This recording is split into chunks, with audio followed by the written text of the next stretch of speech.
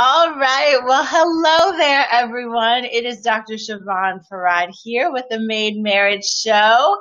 And we're super excited that technology has finally cooperated for us to be able to do this broadcast. It was one of those moments where you just have to surrender. That was my lesson and goal for the day, and it has been tested all day long. So I am so grateful for those of you that are joining us for this episode. We're just running a little bit behind, but whoever is supposed to watch it will watch it whenever it comes across their news feed. That I have 100% total faith in. So I am so excited. This is the Made Marriage Show, as you know, where I have the pleasure of interviewing incredible real wives just like you about how they make marriage work. Because we all know that great marriages do not just happen overnight, that great marriages are made, and they're made intentionally by our thoughts, our actions, our behaviors. And, I always like to pose this question to the audience. How are you thinking about your marriage? Have you really thought about that? What are the things you're telling yourself about your husband, about your marriage, and how are your thoughts and your beliefs influencing the results that you are actually seeing in your life right now? So that's just food for thought. But I am so excited and grateful through all the technical difficulties that our featured wife, Kim Morgan, has joined us. And so I will let you do the honor of introducing yourself to the audience and also sharing a little bit about how you make your marriage work. So take it away. Thank you. Thank you so much, Siobhan, for having me. I appreciate it. Of course, my name is Kim Morgan. I am the mother of 3 beautiful children. They're now adult children. They are 18 and 21 and 22. So actually, my 18-year-old is now 19. Yeah, 19. So that's how time flies. So I enjoy being married. I can tell you that marriage works because you have to work at it. And if anyone asks me if it's something that you just do, no, you have to intentionally do it and make it work. So I enjoy being married. I love being married. And marriage is something that even though it may take work, it's enjoyable work. It's something that's very rewarding at the end of the day. Yes, fantastic. I can hear you. Okay. Hi, Corey. Yes, we were having it. We had a little bit of technical issues. So thank you for joining. I'm so glad that you joined us. Kim, I don't know if you can turn up the volume more on your computer or not. I can hear you okay, but I know sometimes things get a little bit lost, and I don't want anyone to miss a word of what you have to say because I know it's going to be great. So why don't you tell us a little bit about your love story? Okay, I will. I love to. My love story started at a young age. I won't tell you how old I was. But I will tell you that he saw me in a yearbook, so it has to be when I was in school. We actually went to the same school, but I never knew him. He came to our home with a brother, and the brother was coming to see an aunt, my mother's sister, who lived there with us. And I was riding my bike, and he said, "I want to get to know that girl." And he called me on the telephone after he left my home, and my aunt answered the phone and said, "I'm sorry, she can't talk on the phone. Her mother will kill me. She is not living." So he waited. He waited until I was old enough to date, and that's our love story. It actually turned out to be a very beautiful love story in the fact that he waited for me. And yeah, I'm getting chills. That's so sweet. It feels like it should be like a Nicholas Sparks movie or something. I feel like I was there at your aunt's house when he came over with his brother and all of that stuff. So you're riding your bike. I mean, you only ride your bike up to a certain age. So yes, you were very, very young and innocent, I'm sure. So I'm so glad to hear that. That is so sweet. It's so sweet. So why don't you tell me, Kim, and tell the rest of the wonderful women watching, what do you feel has surprised you the most about being married? The most. That you can continue to learn someone as you grow. You think you know someone and you think, oh, there's nothing else to know. I know this person inside and out. But every year gains more information about that individual that you never know. Because I think you grow, and we all grow in different stages of our life. And as you grow, you learn more about that individual, just like you grow with Christ. You may read the scripture over and over, but one day you read it and it's like, I never saw that in there. That's how marriage is. It's surprising because you think you know someone and you're like, wow, I didn't know that. Something just happened. Something just clicked that's just different about you today. And you learn something different about that person. And that is rewarding in itself because you learn that there's a deeper level of love and it never stops growing. I think that's so important, especially because you started off talking about how you have to be intentional. And what I find is that, when you're dating someone, you're actually very intentional to get to know them. Like they're a stranger to you, you're interested in them, you ask them questions, you have conversations about getting to know each other. Like that's your whole goal and point. And what tends to happen, right, when you do get married, and I know that, I would raise my hand to this as well, is that intentionality of trying to learn new things about yourself even and each other sort of stops. And, I hear a lot of couples that I work with, they're sort of like, oh, our relationship has gotten stale. And I think, that's a part of it, that they've stopped maybe trying to learn about each other, that we all evolve and grow on a regular basis. And that just like you said, you think you know someone, but if you don't have things in place and opportunities to really see and learn about each other in new ways, then you sort of miss out on the fullness of who your spouse is, who they're becoming, and who you guys can become as a couple. So I really appreciate that perspective. Thank you. What would you say, I guess, speaking to that of learning about your husband and evolution and things like that, what would you say for yourself, right? I believe that God, unites us with people that are mirrors to us in many ways, whether we like it or not. What would you say is a way that you have grown as a result of being married to your husband specifically?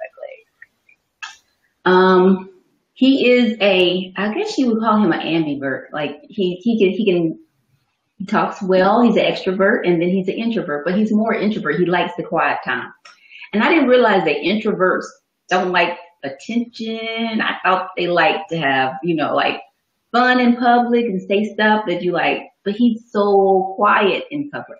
So I learned to respect introverts, I should say, because I'm definitely an extrovert. I thought games was fun at parties, and I didn't know the introverts was like, oh, I'm good. No. I didn't realize that there was a difference between an introvert and an extrovert. And since I'm an extrovert, I've learned to respect introverts and not put them on the spot, not make them like me. Yeah, and I appreciate his introvert personality and the fact that I don't like to be alone. I'm pretty much like a people person. I like the attention of others being around me. But I've learned that being alone does not mean you're lonely. And so I've learned to have little still away times and be quiet and just, do what he does. Sometimes he's like, cut off the music. And that I appreciate that. I think I've grown to that level. Mm-hmm. Mm-hmm. Good. That's great. Naturally, I think that, it takes a little bit of extrovert,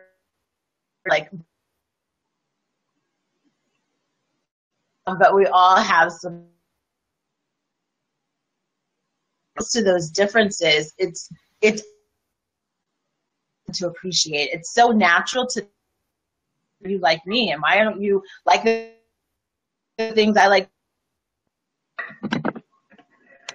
pause and really look to the value and appreciate what's different about the two of you and how that difference makes your marriage better, makes you better. So one of the things that, you know, I do as a marriage coach is that, you know, I come across women who are in all different stages of marriage, right? I come across people that are newly engaged, that are newlyweds, people that are transitioning to having small, that have been married for decades, you know, stages in terms of the and so I'm ready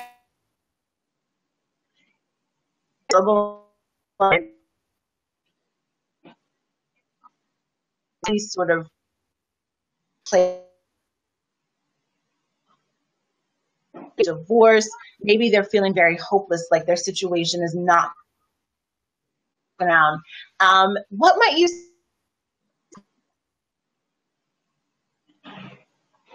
or if there's any, you know, threat to your physical or emotional safety, then definitely, you know, take care of that. We're not in any way endorsing that you stay in a marriage that is abusive or anything of that nature. But what would you say to the woman who feels like, you know, her and her husband are going their separate ways, or that, you know, the love and the connection they once felt is just not there anymore? Maybe they're arguing all the time. What would you say to the person who's in that place where they're feeling like separation or divorce is maybe a better option than what they're dealing with right now? I would say that it's such a finality in that you should reflect back and see if, in fact, the feelings that you feel today determines the feelings that you'll feel tomorrow. Because the feelings you feel today may just be temporary. It may just be a stage of growing and learning and fighting the flesh between one another and saying, okay, I don't want to submit, or I don't want to do a certain thing, or you hurt me, and not letting go, or forgiveness.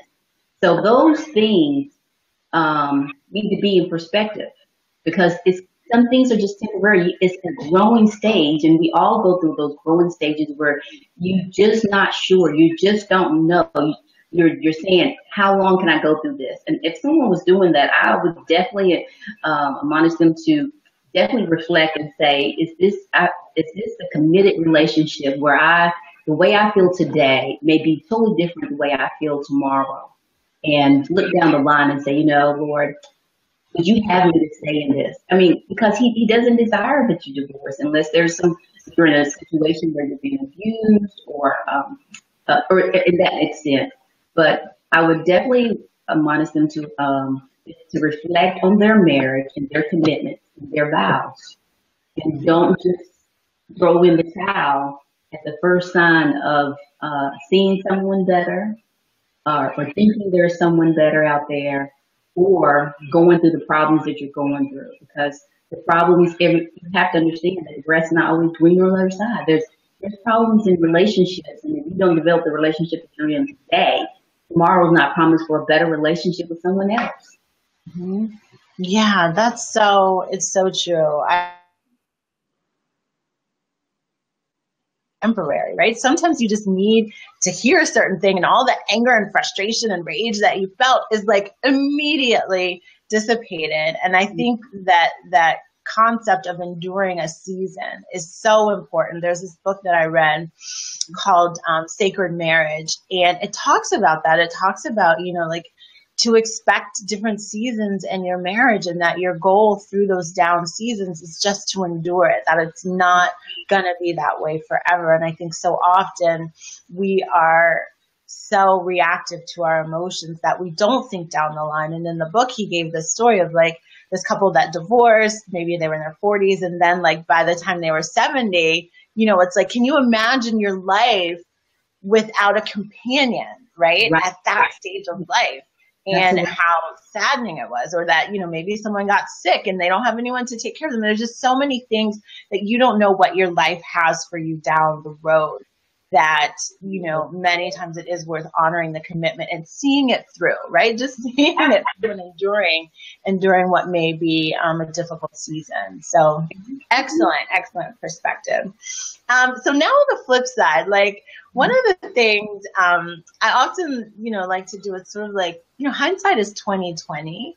And, you know, based on your love story, I'm not sure how long you were single before you and your husband, you know, were in a relationship and ultimately married. But if you could, right? Or if you could think about a single woman in her 20s or 30s at this stage of life, like what are some of the things that you would either encourage yourself to do or encourage someone who's looking to get married in the future to do now in preparation for that? I always think about, I heard this a long time, not too long ago, probably about 3 years ago. The man told some of the young girls, he said that one man can love 1,000 women. Then there's the right man that can love one woman 1,000 ways. That is the man. The man. That's the man. The rest is the first man is a boy. He's reaping his oats with many women. But it takes that one man to love that one woman 1,000 ways. And I would tell that young woman to wait for that one. I know waiting is hard. We all wait. We wait in lines, wait in traffic, but it's just part of life. And you're waiting for the best of the thing. You're waiting for the one thing that will bring joy, happiness, and peace to your life. Because if you think about that one man that is destined for you, it's a beautiful thing. So part of preparation is waiting. Part of preparation is enjoying your singleness. It's also part, I always think about this, you know, like people say, oh, he completes me. No, be complete before you get in a marriage. Yes. Be complete. Like, can you imagine, this is a complete person, complete person. When you put them together, you're whole. But if you say that he completes you, then you're half this person, you're this, and this person's half. What good is that? You want to be complete before you get in the marriage, and that's the wholeness of marriage. So I would encourage that young person to, or that single woman or man, to, especially a woman, to definitely be complete in your singleness. I know that we women sometimes desire marriage earlier than men, but being complete means being whole with who you are, and realizing that that completeness has a lot of facets. I mean, your profession, your life, your prayer life, your family life, as far as other relationships, and knowing you, and knowing how you operate in relationships. So I think that's what I would encourage them. Wait for the man that's going to love 1,000 ways, and not the boy who's going to love 1,000 women. When he gets to you, he's going to dump you too. Absolutely. He's not going to be the one.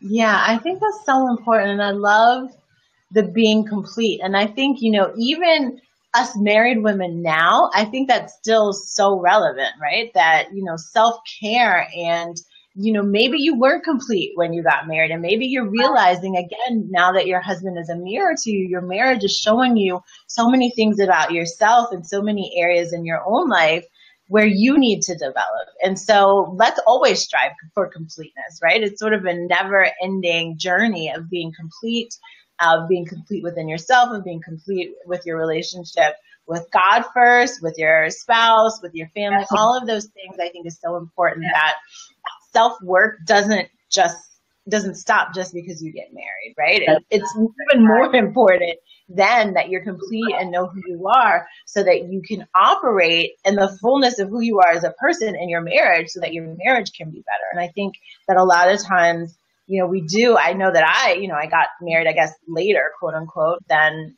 the typical. And so I did take that time to enjoy my singleness, and I did, you know, work on myself and enjoy my alone time and comfortable in my own skin. I'm like, wait, but there's still so much facets of my life that I still need to sort of like clean up and get together, because those are the areas that, you know, you and your husband are going to reveal to each other in that intimate relationship. So that completeness is so important. What do you feel? I have, you know, I am have these events that I do where it's sort of like the real wife life, where the whole point is really to just have the conversation with other wives about all the stuff about marriage that like nobody really talks about, nobody really tells you ahead of time. Some of these things you just have to learn on your own. But when you think about the reality of marriage, whether that's on a day-to-day basis or a year-to-year basis, what do you feel are, you know, some of the things that people don't really tell you that you sort of have to figure out on your own? I think you have to figure out your first argument, not to be so emotional that you tell your parents or a sibling, because when you make up, that parent or that sibling may still be angry at that spouse, and you've moved on from it, and they're like, oh, remember when he did that to you, or remember when he said this, or remember this argument, you came crying to me if he hurts you again, da da da da, you know. And I think that that's something that you just have to learn that either you learned it. I learned it the first time when I did that, but I think it's something that you should not even do. You shouldn't even tell your parents. Don't say, oh, you know, he didn't make his bed, and I'm so, you know, then he got mad, you know, whatever it is, wherever that, I mean, it could be something very minor, but your parents will take it to heart. So, or your siblings will take it to heart. That's one thing. Another thing, I never talked about my husband. It's not something we do. I mean, I never expose his weaknesses or his faults. I never reveal things about him that's personal to him. I think that some things are just, you just have boundaries about, and respect. It's respect for that, for your husband. So I'm not one who has girlfriends that talk about, I don't talk about my husband to girlfriends or, you know, friends. It's just not something that I do. So I think that's sustaining, simply because, some things is just not supposed to be talked about. I mean, like, who wants to talk about where you're messing up in? So weaknesses and faults, and actually it brings down that man's ego. It brings down him, you know, or the woman your friend be talking about her husband and says, okay, well, my husband does this. And so then that comparison comes in. You don't want that. Yeah. So those things, I think those things are things that I'm definitely, I warn young ladies about, because you make up, but your family's still angry at your spouse. So those are a couple of the things that I think I had to learn. Yeah, those are really, really important. And so in a minute, we are going to ask you how long you've been making your marriage work. But I want to give those who are actually watching this live the chance to put their votes and their guesses for how long you think Kim has been married. So if you're watching us live, feel free to put that number up in the comments. And if you're watching us on a replay, feel free to do it just the same. It's just as fun. And while those sort of guesses are coming in, I'm going to ask, what are some, you know, healthy practices or rituals that maybe you have in your own marriage or that you recommend to others that they consider incorporating into their own marriage? One of the rituals that we do every day is we pray together. That's one of our rituals. We always pray together. We pray with the kids first thing in the morning. We do it at night. I think it's a beautiful spiritual intimacy.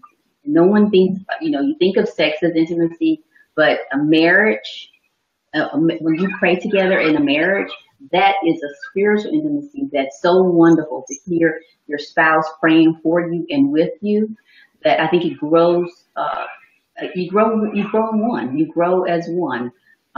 Also, we have family time together. Family time is important to us. That's a ritual that we always do. Eat dinner together. That's one of our rituals. We wait for one another to come home. I'm always, I'm the cook because he doesn't cook because he doesn't know how, but we work as a team. So, he'll clean, he'll do the dishes. But, one of the things is our ritual is dinner. We eat dinner together. It's not separate rooms. It's not fast food. It's something that we do, together. So, our rituals aren't very, there's nothing elaborate, but the best thing about it is that it's oneness in prayer, which is very important, putting God first. And our ritual is definitely family time. And we do vacations. We love vacations. We love to make memories. And we set apart those times to do that. And that too is intentional, to make sure that we're spending time together with balance. So rest, work, and play. I mean, we have to have balance in the marriage. And so one of our rituals is that we schedule a vacation. And my husband is the one that usually does that, always. And he plans a year in advance where we're going to go and what we're going to do. And he keys us in and said, what do y'all want to do and how you want to do it? But those things are intentional, and they're definitely rituals that continue to help us grow in marriage. So those are the things that matter to us. Yeah, those are great. Those are great. So it doesn't look like we have any brave souls to guess, but that's okay. We're going to go with it. So why don't you share, Kim, how long you've been married and how long you've been making your marriage? Okay, I've been married 24 years. And, wow. Been making marriage work. 18, somebody said 18. Yeah, 24 years. So that means I met him when I was 16. Well, I actually met him when I was 13. I couldn't date till I was 16. So he waited. When I said he waited earlier, that's how long he waited until he met me at 13. He dated me at 16. And then we were engaged for 11 years. So we had to finish college and, that kind of stuff. So, and got married right out of college. Actually, I got married 1 week, and the next week I graduated 1 week from pharmacy school, and the next week I got married. Wow. It's so, whenever I hear these stories, I always want to interview the husbands. I want to know, what was it about her riding that bike that did it for you, right? So maybe we'll have a sort of post show edition of interviewing the husbands to see when did you know, what was it about her that made you wait 3 years and then date and be engaged for 11 years. And absolutely. So that is amazing. Clearly commitment was there. Clearly commitment was there. Oh, he saw me in a yearbook when I was 13 and said I was going to be his wife. So then that's how, when he saw me on the bike, when he came down, he didn't know that. He was like, that's the girl in the yearbook. That's the girl I told God I'm going to marry. And I was like, wow. What do you mean? No one knows that. I know who said that. No one. Yeah. That is amazing. Well, clearly God spoke to him and told him. So, yes. I think I said I was engaged for 11 years. I meant I was engaged for 3.5 years, and I dated him for 11 years. So, for 11 years. Yes. Yeah. Got it. Good. Still a long time in the making. So what would you share as maybe your final parting words, comments, quote, scripture? What do you want to leave our audience with today? I like to say that oftentimes I think about a house and a home. And I know that a house is just brick and mortar, but a home is built by the builder. And oftentimes that's what makes the marriage work, when you have the builder. The builder is a reflection of the home. Who's the builder in the home? The husband and the wife. And if you're building the home together, that's a reflection of the master architect, which is Jesus, who holds the blueprints. And so when you know the blueprint, which is the Bible, of a covenant relationship and marriage, I think that's the foundation that you lay your marriage on, which builds your home. So my final words would be to make sure that you're building a home and not just living in a house. And marriage takes work, and the builder knows every room. Just like the architect knows the room, which is the master, he's giving you the keys to make this home work. And I think if we listen to him and obey him, I think we will know exactly what to do to build that home, because you're building it on him. And that's foundational. I think that communication is key. Learning how to communicate with one another is definitely key. And conflict resolution. Oftentimes people have unresolved conflicts or hurts and pains that actually end up destroying. It's those little foxes that destroys the marriage, and that you never got over, and those hurts. So unresolved conflicts, commitment. Oftentimes I think that sometimes in marriage the two are not committed enough. They're waiting for someone better. They just got in it, or they're in it and it's becoming dull to them. So they're extending their view of other people. So I think commitment is definitely key. So those are three C's: communication, commitment, and conflict. So those are areas that, even in all relationships, but especially in marriage, because you're living with that person and you see more of that person, that those are areas that you definitely need to conquer and overcome, and definitely be very effective and intentional in, because communication is definitely something that if you lose it, you definitely dwindle. That's a separation that you've allowed a foothold of the enemy to come in. Not going to bed angry with one another is key. You never go to bed angry. You should always make up. Tomorrow's not promised. The little things that you thought mattered, they probably don't matter at the end of the day. Letting go, learning to let go, learning to forgive. Forgiveness is definitely something that needs to be done every day. Forgive, just forgive. Let go, move it, keep it moving.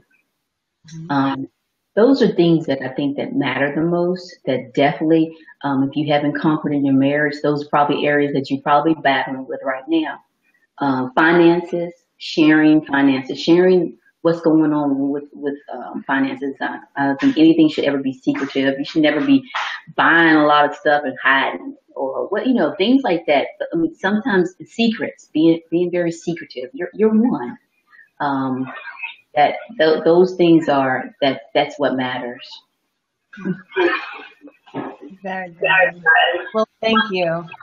I'm realizing as I was looking at the comments, I probably was scrolling the wrong way, and there were comments and people guessing and talking and all of that stuff. So excuse me, as I did not look at the right comment. So I do see people's guess 18, 16, 20. Yeah. Okay.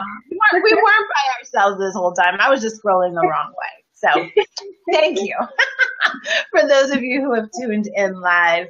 And Kim, I'm just so honored that you pushed through all of these technical issues with this new all of that stuff. And I'm so grateful that we were able to complete this interview, because I know that it will speak to someone. I know that it will bless someone.